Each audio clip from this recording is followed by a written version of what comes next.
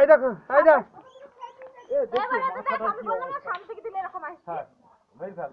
না না, মাথাও না, মাথাও না।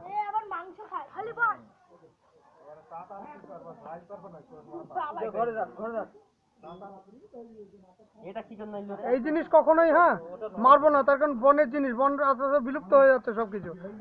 আমরা বনের প্রাণী আমরা সংরক্ষণ করার চেষ্টা করবো।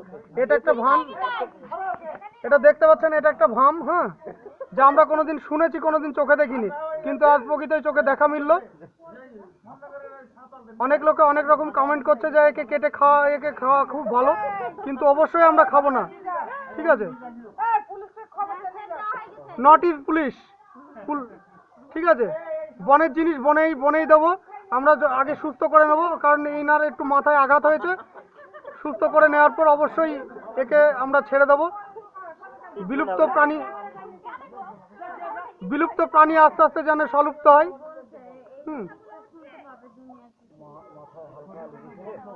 যা আমাদের পরের জেনারেশন এই জিনিস খালি নামও পর্যন্ত মনে হয় বিলুপ্ত হয়ে যাবে, নামও শুনতে পাবে না। আমরা যেটা চোখে দেখে নিচ্ছি আজকে, আপনারাও দেখুন সবাই,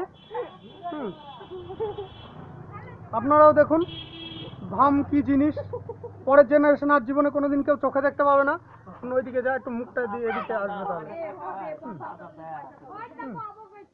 এইদিকে দেখি, এদিকে এদিকে দেখি। এই হচ্ছে ভাম।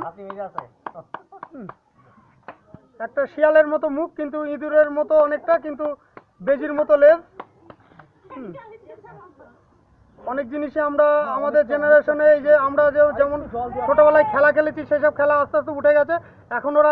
এখনকার জেনারেশনের ছেলেবেলেরা মাঠে খেলতে যায় না, খালি মোবাইলে খেলে। কিন্তু সেই জন্যই আমি বলছি, ভাম জিনিসটা একবার দেখে নিন। যারা এরপরে হয়তো নামটাও বিলুপ্ত হয়ে যাবে, চোখে দেখা তো দূর কি বাত। আর কোনোদিনই আমরা একে মারতে দেবো না, তার কারণ কি, বিলুপ্ত প্রাণীকে আমরা সলুপ্ত করবই, ঠিক আছে? আচ্ছা, রাখছি। আমার নাম প্রকাশ মণ্ডল, বাড়ি হচ্ছে বেতাই, সাধুবাজার, নদিয়া, ডিস্ট্রিক্ট। না না, আর এই সংরক্ষণের দায়িত্বে আছে আমি, প্রকাশ মণ্ডল, পূর্ণচন্দ্র খান এবং অমিত খান, ঠিক আছে? সব বলেছি।